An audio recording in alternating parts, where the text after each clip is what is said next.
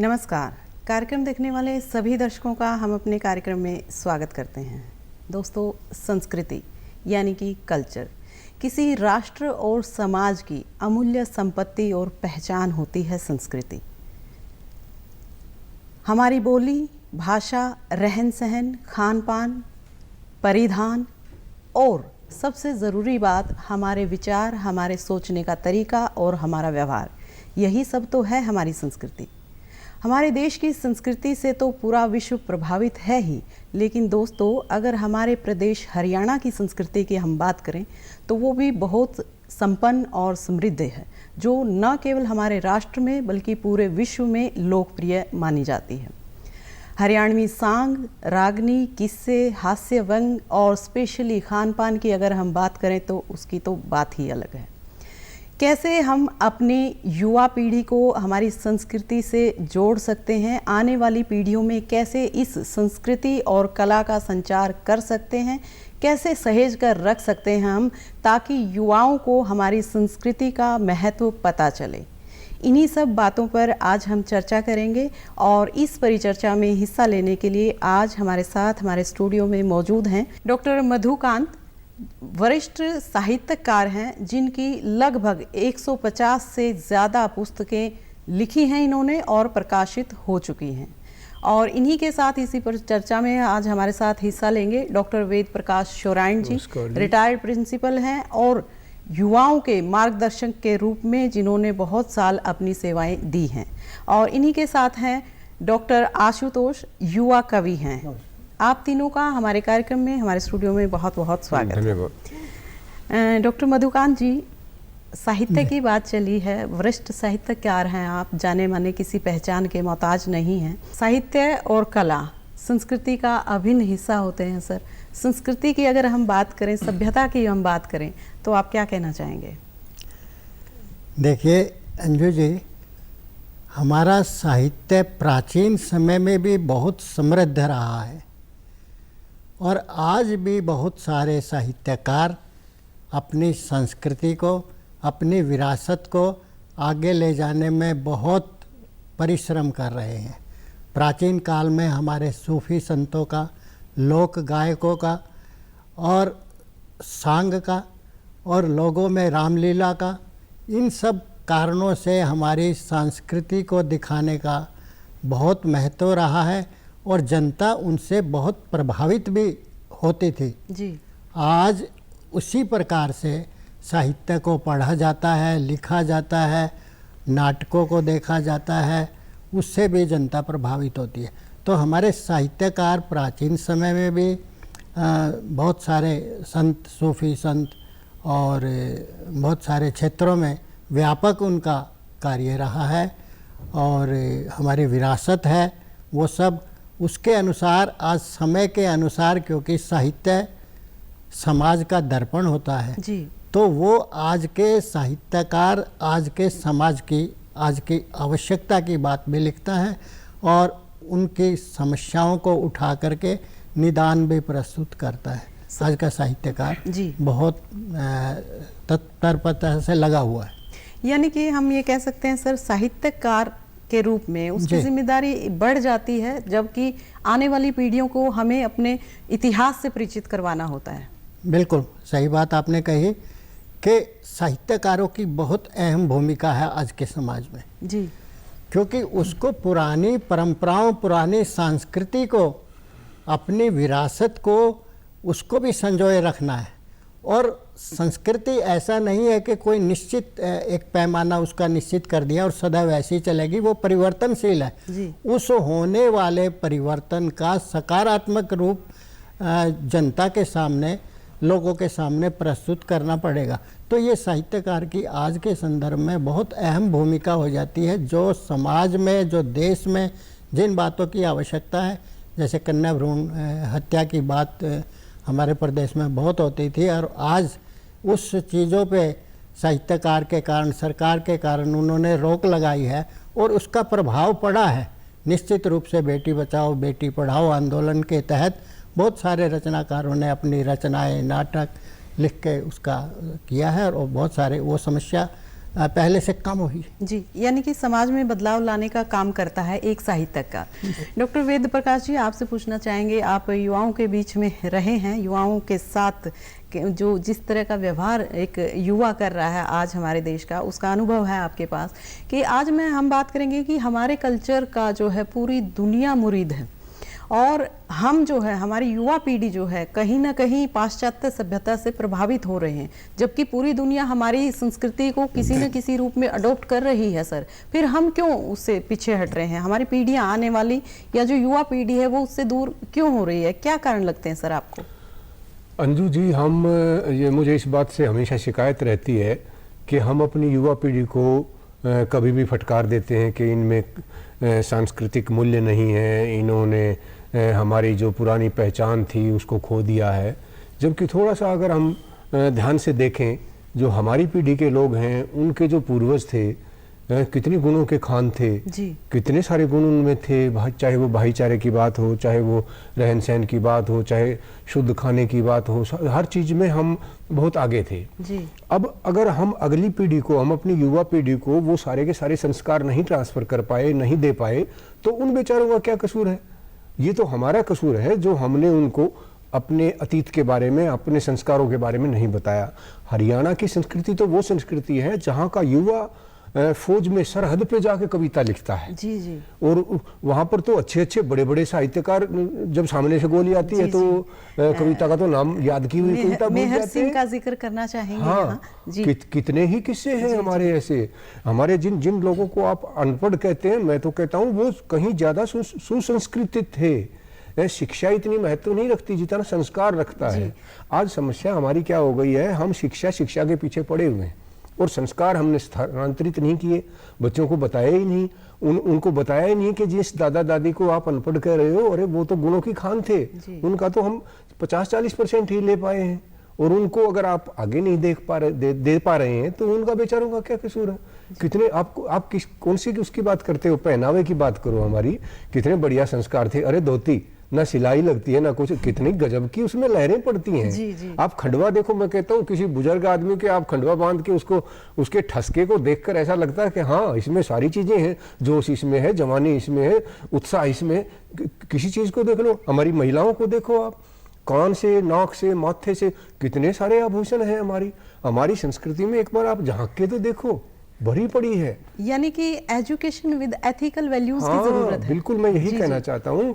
जितनी जरूरी हमारे लिए, आज हमारे युवा के लिए जितना जरूरी आईटी है, जितना जरूरी शिक्षा है, उससे कहीं ज्यादा जरूरी हमारे सांस्कृतिक मूल्य भी हैं। जी। अगर हम उनको भूल जाते हैं तो सिर्फ शिक्षा, परिवार को देखिए, हमारी संस्कृति में कितना प्रेम होता था। 5-5, 6-6 भाई होते थे। मुझे बड़ा अफसोस होता है ये कहते वक्त, मेरी पीढ़ी के जो लोग थे आमतौर पर 5-5, 6-6, 7-7 भाई बहन होते थे, और माँ बाप, जिनको आप अनपढ़ या कम पढ़े लिखे कहते हो, उन्होंने अपने बच्चों को इतने अच्छे संस्कार दिए, मेहनत करना सिखाया, पैसे की कीमत सिखाई, अनुशासन सिखाया, और आज ऊंचे ऊंचे पदों पर कोई ब्रिगेडियर बना हुआ है, कोई चिकित्सा के क्षेत्र में है, कोई एडमिनिस्ट्रेशन, हर जगह है। दूसरी तरफ आज हमारे युवाओं को देखिए आप, दोनों पति और पत्नी दोनों कमा रहे हैं। संसाधन पहले तो कुछ भी नहीं थे हमारे समय में, साधन संपन्न होते हुए भी कहीं ना कहीं हम अपनी जो जड़ें हैं उनसे पिछड़ रहे हैं, उनसे बिछड़ गए हैं। और उन्हीं की वजह से क्या है, हमें इतना भरोसा नहीं है कि हमारा बच्चा कुछ कर पाएगा। जी सर। जबकि हमारी पीढ़ी पर इतना भरोसा था माँ बाप को। मुझे याद है अपने बारे में, 8वीं का स्कूल था हमारे गांव में, मेरे पिताजी कभी 8वीं पास करने तक एक दिन भी स्कूल में ये पूछने नहीं गए कि हमारा बेटा क्या करता है। और अब हम हर महीने जाते हैं और फिर भी दुख रहती है कि पता नहीं बच्चे का क्या होगा, उसका जीना हराम हमने कर रखा है। जी सर। डॉक्टर आशुतोष, आपसे पूछना चाहेंगे, जैसा डॉक्टर साहब ने कहा कि कहीं ना कहीं मुझे इनकी बात से कंक्लूजन ये निकलता है कि जो हम मोरल वैल्यूज़ की सर ने बात कही कि वो कम होती जा रही है, कहीं ना कहीं हमारा फोकस वहाँ से हट रहा है। तो इसका रीज़न मुझे एक ये भी लगता है कि जो जॉइंट फैमिली है, जो अब नहीं रही, पहले जो ज्वाइंट फैमिली थी और अब न्यूक्लियर फैमिली है, इनका इफेक्ट मुझे लगता है कि बहुत ज़्यादा इस पे हुआ है। तो मोरल वैल्यूज़ को बढ़ाने के लिए आपके हिसाब से युवाओं के बीच में भी आप भी रहते हैं, तो क्या करना चाहिए? कैसे हम जो स्कूल लेवल से अगर स्टार्टिंग करेंगे तो वहाँ तक जाते जाते बच्चों को मजबूत कर सकेंगे? जैसे सर ने कहा है, हम अपने अतीत से नहीं जुड़ेंगे। हम, आप बता रहे संयुक्त परिवार, संयुक्त परिवार में दादा दादी जुड़े हुए थे, कहानियों के माध्यम से हमें संस्कार से जोड़ते थे। अब वो संस्कार, दादा दादी गए तो संस्कार भी गए, सीधी सी बात है। तो वहाँ शिक्षा के माध्यम से, कहानियों के माध्यम से यदि हम उनको संस्कार दे सकते हैं तो सबसे पहले वहाँ देने की ज़रूरत है। प्राइमरी लेवल पर हम जो और कविताएं पढ़ा रहे हैं वहाँ संस्कार वाली कविताएं जोड़ी जाए तो बेहतर रहेगा, बहुत अच्छी बातें रहेंगी जी। इसी तरह से युवावस्था में जब बच्चा जा रहा है स्कूल कॉलेज में, तो वहाँ भी हम हरियाणवी शिक्षा या हरियाणवी कल्चर या हरियाणवी संस्कृति से जोड़े तो बेहतर रहेगा। हम उनसे मोड़ देते हैं बच्चे को, जैसे हम यूथ फेस्टिवल हो रहे स्कूल कॉलेज में, तो वहाँ पर भी हम हरियाणवी की तरफ ना ध्यान देके हिंदी कविताएं, हिंदी गाने और हिंदी ही नाटकों पर ज़्यादा हम फोकस कर रहे हैं। उधर से हमें थोड़ा सा हटना पड़ेगा। यानी कि हरियाणवी अगर कोई प्रोग्राम है कल्चरल, उसका मतलब सिर्फ हरियाणवी होना चाहिए, हरियाणवी बोली का उसमें समावेश होना चाहिए, तभी जो है लोग अपने कल्चर से, बच्चे जो है हमारे कल्चर्स को समझ पाएंगे। डॉक्टर साहब, आपसे पूछना चाहेंगे कि अभी इन्होंने जैसे हरियाणवी बोली का जिक्र किया, आप साहित्यकार हैं, तो जैसे कि हरियाणवी सांग की मैं बात करूं, पिछले ज़माने में अगर पूर्वजों से हम सुनते आए हैं कि कोई एंटरटेनमेंट का सोर्स नहीं था, लेकिन वो सांग या रागनी या किस्सों की बात करें सर, वो था कि एंटरटेनमेंट विद इंफॉर्मेशन। जो उन्होंने उस टाइम के अनुभव बताए थे वो शायद आज के समय में हम महसूस कर रहे हैं सर। तो इतनी दूरदर्शिता पहले के कलाकारों में, क्या कहेंगे आप? देखिए, कलाकार कोई भी हो, चाहे आज का हो, वास्तविक कलाकार तो होता है तो उसकी बहुत दूर तक दूरदृष्टि होती है।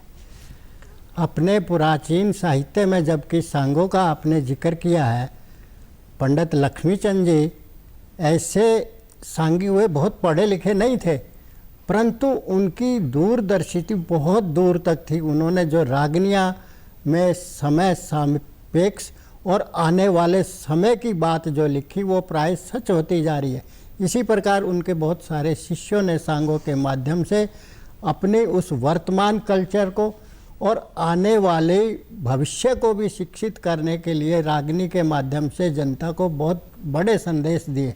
तो उस समय केवल यही प्रचार के और लोगों को नैतिक शिक्षा सिखाने के साधन होते थे मंचों पे, क्योंकि आज के आधुनिक सुविधाएं नहीं थी टेलीविज़न की कि घर में बैठे सब देख रहे हैं।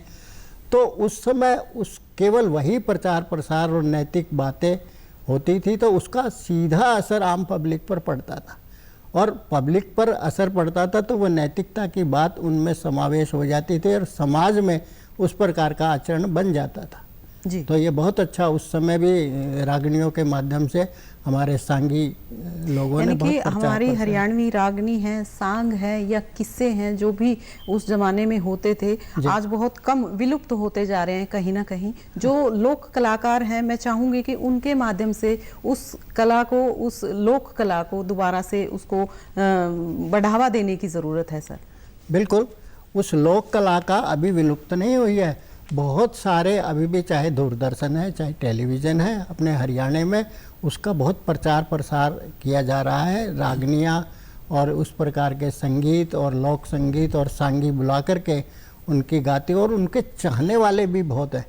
आज सांग के यूनिवर्सिटियों में भी बहुत सारे मैं देखता हूँ, यूथ फेस्टिवल में सांग उत्सव होते हैं और उन रागनियों को गाया और बजाया जाता है। तो बहुत अच्छी परंपरा आज भी लेकर चल रही है, लेकिन समय के अनुसार, क्योंकि आज घरों में देख करके दूरदर्शन टेलीविज़न पर बच्चों का मानसिक दूसरे तरीके से विकास हुआ है, तो उस तरीके से हमारी रागनियों को आज का युवा वर्ग और बच्चा उसको बहुत पसंद नहीं करता है, इसलिए वो नैतिक शिक्षा से भी दूर होता जा रहा है। जी सर, कहते हैं कि हरियाणा का एग्रीकल्चर ही स्ट्रॉन्ग नहीं है बल्कि कल्चर भी स्ट्रॉन्ग है। कल्चर की बात करें तो पंडित लक्ष्मीचंद की का जो नाम है वो स्वर्णिम अक्षरों में लिखा जा चुका है सर, इतिहास में, उसमें कोई दो राय नहीं है। और उनका जो योगदान है उसको हम भुला भी नहीं सकते। जो टेक्नोलॉजी आज हम यूज कर रहे हैं वो उन्होंने इतने वर्षों पहले अपनी रागनियों के माध्यम से जनता को बताई थी। उस समय शायद हमारे पूर्वजों को ये लगता था कि ऐसा तो कभी हो ही नहीं सकता। तो सर एक साधारण इंसान तो नहीं थे वो। तो ऐसे में अभी जैसे सर ने कहा कि जो लोकगीत है, रागनियां हैं, उनसे जो है युवा पीढ़ी ज्यादा परिचित नहीं है या समझना नहीं चाहती या उसको एंजॉय नहीं कर रही। क्या कारण है सर? सरकारी प्रयास तो हैं, चाहे वो यूथ फेस्टिवल हो, फंक्शंस हो समय समय पर, तो एज ए शिक्षाविद क्या कहेंगे आप, कैसे इसको बढ़ावा दिया जा सकता है? वास्तव में क्या है, जो हम अपनी सोच में जो हमारी बदलाव आना चाहिए, जिस तरह की हमारी सोच, जिस तरह से हमारा कोई एक उदाहरण लेकर देखें, बड़प्पन है। बड़प्पन को यूट्यूब देखने से या कोई प्रस्ताव याद करने से नहीं आता। मेरे में अगर बड़प्पन है तो मेरे बेटे में अपने आप आ जाएगा, मेरी बेटी संस्कार अपने आप सीख जाएगी। आप आज देखोगे हमारे रिश्तों में इतना अजीब सा बदलाव आ रहा है। हर लड़की चाहती है कि मेरी शादी ऐसे घर में हो जिसमें माँ बाप ना हो। कितनी विचित्र बात है, कहाँ से आई ये बात उसके दिमाग में? संयुक्त परिवार, मैं तो कहता हूँ 10 साल बाद 20 साल बाद लोग कल्पना किया करेंगे कि इस देश में संयुक्त परिवार होते थे। जी। तो क्यों हो गया ऐसा? क्योंकि हमने अपना बड़प्पन खो दिया, हमने अपने जो गुण थे वो छोड़ दिए। अगर शिक्षक गुणों से नहीं भरा है, वो क्लास में कुछ भी बताता रहे, कोई फर्क नहीं पड़ता। इसी तरह से अगर माँ बाप में कोई ऐसी चीज नहीं है जो हमारी संस्कृति को दिखाती है, जो हमारी, हम लक्ष्मीचंद की बात करें, आप घर में लक्ष्मीचंद का नाम ही नहीं लोगे, आप पंजाब के और इंटरनेशनल लेवल के सिंगर्स की सीडी ला कर सुनोगे तो कैसे सीखेंगे हमारे बच्चे? हमें अपनी सोच में बदलाव लाना पड़ेगा। हमारे अंदर जो गुण हमारे पूर्वजों में थे उनको एक एक वापिस लाना पड़ेगा, तब हमारा युवा हमारे साथ जुड़ेगा। जब तक हम अपने जनरेशन गैप को कम करके और उन्हें ये सुनिश्चित नहीं करेंगे कि हम बहुत ही अच्छी संस्कृति वाले लोग हैं, सारा पश्चिम हमारी तरफ देखता है और हम भागे जा रहे हैं कि उनकी तरफ जा रहे हैं। हो सकता है उनमें भी 2-4 अच्छाइयाँ हों, लेकिन जितना हमारे यहाँ संस्कारों की कीमत थी, और हरियाणा तो अग्रणी रहा है। आप किसी क्षेत्र में देखिए, खान पान में देखो, मुझे याद है अपने बचपन में किसी भी खाने की चीज में कोई मिलावट कर देता था तो वो उसे बच्चे की मौत की तरह से लेते थे। ना ना ना, ना मैं भूखा मर जाऊंगा लेकिन दूध में पानी नहीं मिलाऊंगा। और आज देखिए हमने क्या हालत बना ली। अब तो बिना पानी का दूध बच्चा पी ही नहीं सकता सर। पता नहीं क्या क्या हमने बदल दिया, और उसका मूल कारण है हमारी सोच। और अगर सोच में अच्छाइयां हैं, लाइफस्टाइल का भी बहुत बड़ा रोल है सर, इसमें जिस तरीके से हम परवरिश कर रहे हैं। हमने संसाधन तो जुटा लिए, लेकिन जो मूल्य थे हमारे, जो हमारी संस्कृति थी, उसको छोड़ दिया। जबकि ये भी हो सकता था हम संसाधन भी अपनाएं, सभ्यता को भी आगे बढ़ाइए आप। मैं तो कहता हूँ सभ्यता अगर आपका फूल है तो उसके जो महक है ना, वो हमारी संस्कृति है। जी सर। अगर सभ्यता आपका शरीर है तो उसकी जो आत्मा है वो हमारी संस्कृति है। जी सर। जिस सभ्यता में, जिस जाति में, जिस मानव में जहाँ जहाँ संस्कार हैं वही आगे बढ़े हैं। सिर्फ संसाधनों से आगे नहीं बढ़ता है इंसान। तो मुझे लगता है हमारे युवा वर्ग को जोड़ने की, उसकी सोच को बदलने की और उसमें अच्छे संस्कार डालने की आवश्यकता है, तभी हम आगे बढ़ सकते हैं। बहुत अच्छी बात कही है डॉक्टर साहब आपने। डॉक्टर आशुतोष, आपसे पूछेंगे कि जैसे अभी सर ने कहा कि संस्कृति ही आपके अगर आत्मा का काम कर रही है संस्कृति, तो सर हास्य व्यंग संस्कृति का एक अहम हिस्सा है। हरियाणा की जब हम बात करते हैं तो हास्य व्यंग अपने आप ही एक इमेज जो है हमारे माइंड में बन जाती है। हास्य व्यंग के माध्यम से भी कई बार सामाजिक कुरीतियों के ऊपर बहुत ही फोकस किया गया है, पॉइंट आउट उनको किया गया है। तो ये मतलब कहाँ तक ये जो है हमारे बच्चों को वहाँ तक ले जाने में, जड़ों से जोड़ने में कामयाब हो सकती है अगर हास्य व्यंग के माध्यम से, जैसे चुटकुलों का कोई प्रोग्राम है, रागनी का कोई प्रोग्राम है, तो सामाजिक जो कुरीतियाँ हैं, बुराइयाँ हैं हमारे समाज में, उनको दूर करने में कितनी अवेयरनेस ला सकती हैं सर? जी देखिए, हरियाणवी हास्य जो है वो सिर्फ हरियाणा तक सीमित नहीं है। एक सकारात्मक पहलू ये है कि हरियाणवी हास्य जो है वो विदेशों तक भी गया। बॉलीवुड ने भी उसको अपनाया है। अधिकतर फिल्मों में आजकल हरियाणवी हास्य आ रहा है। ठीक है जी, वहाँ हम हरियाणवी हास्य की बात कर रहे हैं, लेकिन हरियाणवी हास्य जो है वो कुरीतियों पर प्रहार कैसे कर रहा है? देखिए, जब भी हम यूथ फेस्टिवल ही हो रहे हैं, हम देखें हमारे बहुत से ऐसे हास्य कलाकार हैं जो एंकरिंग कर रहे हैं, लेकिन वो उस एंकरिंग के माध्यम से बेटी बचाओ बेटी पढ़ाओ, रक्तदान के विषय पे बात करते हैं, बुजुर्गों के सम्मान के बारे में बात करते हैं। तो बहुत सारे चुटकुले वो बीच बीच में हास्य के माध्यम से व्यंग कर रहे हैं। जी, वो हास्य के माध्यम से वहां संस्कार की बातें कर रहे हैं। ठीक है जी। जहाँ जो बच्चा संस्कारित नहीं है, जैसे कहीं कोई कार्यक्रम हो रहा है, किसी बच्चे ने जो है किसी तरह की गड़बड़ की है, तो वहाँ उसको उस माध्यम पर व्यंग करके उसको बच्चे को सचेत किया जाता है कि ये हमारे संस्कार नहीं है। हमारे संस्कार, हरियाणवी संस्कार क्या है कि हम अतिथि का सम्मान कर रहे हैं। तो युवा संस्कारित भी हो रहा है और हमारा जो हास्य है वो विदेशों तक भी, बॉलीवुड तक भी प्रचारित हो रहा है। सकारात्मक पहलू है ये जी। असल में हास्य से जल्दी बदलाव लाया जा सकता है, उस बात को हल्के ढंग से कहा जा सकता है। कई बार हमारे जैसे सीधी स्ट्राइक करती है। हाँ, सीधी स्ट्राइक करती है। आप देखो पंजाब का कल्चर हमारे से आगे क्यों चला गया, क्योंकि वो अंदर तक उसको हल्के फुल्के अंदाज में हम सर यहाँ मैं एक चीज और कहना चाहूंगी कि जैसे कोई भी बोली होती है सर, हरियाणा के अंदर या हम सबकी ये सोच है, कहीं ना कहीं संकीर्णता है हमारी सोच में कि अगर हम हरियाणवी बोली का इस्तेमाल करते हैं कहीं पर भी, या 10 लोग बैठे हैं उनके बीच में, तो यूं लगता है कि हमें अनपढ़ या इंफीरियर कहीं ना कहीं समझा जा रहा है। तो सर आप कॉलेज में रहे हैं, बच्चों के बीच में रहते हैं आप, तो इस सोच को बदलने में कैसे बदलाव लाया जा सकता है ताकि हम अपनी बोली को गर्व से बोलें कि हाँ, यस वी आर हरियाणवी? इसमें हमारा भी थोड़ा सा, मैं फिर कहूँगा, कसूर है। हमने जो हरियाणवी बोली की अच्छाइयाँ थी उनको प्रमोट नहीं किया, और दूसरे जो गलत शब्द थे उनके नाम पे हरियाणवी को परोस दिया। नहीं तो आप सोच कर देखिए, मैं तो कहता हूँ, मैं एक बड़ा भावनात्मक इंसान हूँ। आप हरियाणवी गाने की अगर एक लाइन सुन लें तो आपकी आंखों में आंसू आ सकते हैं। जी सर।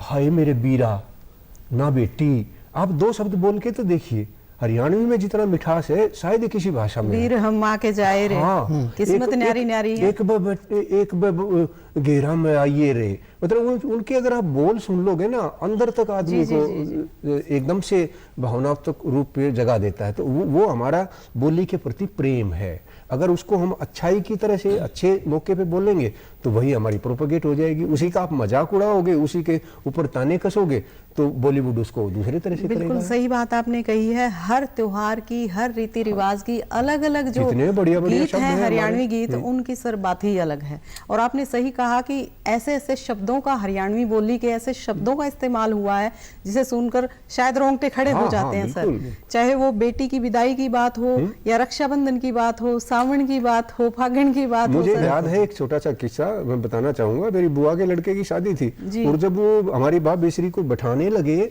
तो वो जो विदाई का गीत गाया तो दूल्हा कहता है भाई जल्दी बैठा दो, नहीं तो मैं रोक लूंगा। अरे इससे बढ़िया उदाहरण क्या होगा हमारी भाषा जी। दो एक गुड़िया भूली में आड़े में है। इतने बढ़िया बढ़िया गीत हैं। भात का गीत अलग से है, बान बैठने का गीत अलग से है, विदाई का गीत अलग से है, बटेऊ आने का गीत अलग से है, फेरों का गीत अलग से। अरे कितनी अच्छाइयां भरी पड़ी है। यही तो कल्चर है सर। कोई बताए तो यही कल्चर है हमारा। इसी की तरफ हमें अपने बच्चों को, हमारी युवा पीढ़ी को मोड़ने की जरूरत है। बताएं, सिखाएं, मोड़ें, उनको अच्छी चीजें दिखाएं। जी। डॉक्टर मधुकांत, आपकी साहित्यिक रचना की अगर हम बात करें, आपने कहा कि कलम में बहुत बड़ी ताकत होती है, बदलाव जो आता है मुझे लगता है कलम से ही आता है। तो ऐसी कोई आपकी रचना, प्रसिद्ध रचना, जिससे आपको लगता है कि समाज में सबसे ज्यादा महत्वपूर्ण योगदान ये दे सकती है, उसके बारे में थोड़ा सा बताइए। देखिए मंजू जी, मैं पिछले दिनों से बहुत सारे सामाजिक विषय के लेख और रचनाएं लिखता रहा जी। उनका मुझे नहीं मालूम कब कितना प्रभाव पड़ेगा, और यह पड़ा है। परंतु एक चीज़ का बहुत सीधा और तात्कालिक असर हुआ है आम जनता के ऊपर। मैंने रक्तदान का साहित्य लिखा, स्वैच्छिक रक्तदान का। 17 पुस्तकें मेरी स्वैच्छिक रक्तदान पे हैं, नाटक, कहानी, उपन्यास, सब चीज़ें हैं। उसका तुरंत और समाज में इतना प्रभाव पड़ा, इतनी जागृति आई कि हर आदमी रक्तदान देने के लिए तैयार हो गया, और जो भ्रांतियां थी वो सारी की सारी दूर हो गई जी। आज हमारे रोहतक में हम लोग रहते हैं, रोहतक पूरे प्रदेश में रक्तदान, स्वैच्छिक रक्तदान में फर्स्ट आया है, और ये सारा साहित्य की जागृति से हुआ है। और चीज़ों का भी असर पड़ा है। बेटी बचाओ बेटी पढ़ाओ का, नाटकों के माध्यम से साहित्य का असर पड़ता है, लेकिन वो धीरे धीरे पड़ता है। लेकिन रक्तदान का तो तुरंत असर हुआ, लोगों में बड़ी जागृति आई और रक्तदान करने को तैयार हो गए। यानी कि आपको लगता है कि आपकी रचना, किसी भी साहित्यकार की कोई भी रचना हो, अगर समाज को देखते हुए लिखी गई है जी। तो निश्चित तौर पर वो जो है एक मार्गदर्शक के रूप में काम करती है और तुरंत प्रभाव से उसका असर समाज की होता जरूरत है। के अनुसार जी, जी। लिखी जाए वो सीधा असर तुरंत प्रभाव पड़ता है जी और जागृति। डॉक्टर शोरान, समय का अभाव है, आज विषय ऐसा है कि मन नहीं कर रहा कि इस विषय से थोड़ा सा भी हटा जाए, लेकिन एक अंत में मैं आपसे पूछना चाहूंगी, खान पान भी संस्कृति का अभिन्न अंग है जैसा आपने बताया था, और आज जब हम महामारी से गुजर रहे हैं, पूरा विश्व गुजर रहा है सर, ऐसे में हर किसी का फोकस है, हर कोई कंसंट्रेट कर रहा है अपनी डाइट के ऊपर, और हमारी डाइट जो है बहुत हेल्दी और बहुत ही मतलब साफ सुथरी मानी जाती है, हरियाणा की बात करें तो सर। तो आज हमारे बच्चे जो हैं पुराने खान पान जो है उसको अपना क्यों नहीं रहे सर, ताकि हम जो है इस तरह की कोई महामारी आती है उससे निपटने में, आजकल इम्यूनिटी पे बात हो रही है सर। पहले के बुजुर्गों की हम बात सुनते, वो कहते हैं कि हमने कभी इंजेक्शन ही नहीं लगवाया, तो सर उनकी इम्यूनिटी हमारे खान पान से ही स्ट्रॉन्ग थी, तो हम आज क्यों नहीं अडॉप्ट कर पा रहे हैं? उसका तो मुझे लगता है अंजू जी बड़ा सीधा सा जवाब है जी। छोटा सा बच्चा है, उसको आप गोद में लेकर मार्केट में गए हैं और वहां पर आप उसे कोल्ड ड्रिंक्स और चिप्स खिला रहे हैं, उसकी जो जीभ के टेस्ट बड्स हैं वो वही वाले एक्टिवेट होंगे जो आप उसके करवा रहे हैं। जब हमने उसको कभी ये बताया ही नहीं कि बेटा ये जो चीज़ खा रहा है इसमें ये है और ये जो चीज़ खा रहा है उसमें ये है, तो उसे कैसे पता चलेगा? वो उसी तरफ चला गया है। नहीं तो आप सोचकर देखिए, हमारा तो हरियाणा के ऊपर पहले सबसे पहली लाइन ये है, देशा में देश हरियाणा जहाँ दूध दही का खाना, दूध it is a complete diet. और आजकल बच्चे, मेरी बिटिया की बताऊं मैं, वो दूध पीती है बड़ा जोर देने से और फिर नाक पकड़ के और फिर एक गिलास दूध पीती है ताकि उसकी बदबू ना आए। ताज्जुब की बात है। दूसरी तरफ उसे आप पिज्जा की और दूसरी चीजों की ब्रांड और उनकी पता नहीं क्या क्या, पता नहीं उसको क्या क्या। इम्यूनिटी का जहाँ तक सवाल है, जब हम फिजिकली लेबर करते हैं और अच्छा खान पान रखते हैं तो इम्यूनिटी पे तो जोर देने की जरूरत ही नहीं पड़ेगी। इम्यूनिटी पे तो जोर देने की जब जरूरत पड़ेगी ना, जब आप सारा दिन टीवी देखोगे और जंक फूड खाओगे। तो हमारे जितने भी नौजवान हैं, मैं कहता हूँ जो 35-40 के हेरफेर के जो युवा पीढ़ी है ना, जो संतान को पाल रही है, उनमें बदलाव लाने की जरूरत है। अब हम क्या बदलाव ला सकते हैं? जी, जी, जी। अब तो छोटे बच्चों को समझाने की जरूरत है कि जो आप खा रहे हो सोच समझ के खाइए, सिर्फ और सिर्फ टेस्ट के चक्कर में ना पड़े, नहीं तो बाद यानी में। कि परवरिश का बहुत बड़ा रोल है, बहुत बड़ी भूमिका है युवाओं को अपने संस्कृति से जोड़ने के लिए, चाहे वो खान पान हो, चाहे वो हमारे रीति रिवाज हो, परिधान हो, वेशभूषा हो, किसी भी प्रकार की बात कर लीजिए सर, चाहे सामाजिक व्यवहार की बात हो, तो हमें अपने बच्चों को अगर अपनी जड़ों तक ले जाना है, उनसे जोड़े रखना है, तो हमें उनकी परवरिश में इस तरह के गुणों का समावेश करना होगा ताकि युवाओं की जो अपब्रिंगिंग है, बच्चों की जो अपब्रिंगिंग है, वो इसी हिसाब से हो और वो अपनी संस्कृति में से जुड़े रहें। हम आपसे उम्मीद करते हैं कि पूरा समाज जो है इसमें हमारी संस्कृति को बचाने में अपना जितना भी हो सकेगा योगदान देगा। एक नए विषय के साथ आपसे फिर मुलाकात होगी। सर, आप तीनों हमारे स्टूडियो में आए और इतनी अच्छी परिचर्चा का हिस्सा बने, इसके लिए आपका बहुत बहुत धन्यवाद। नमस्कार।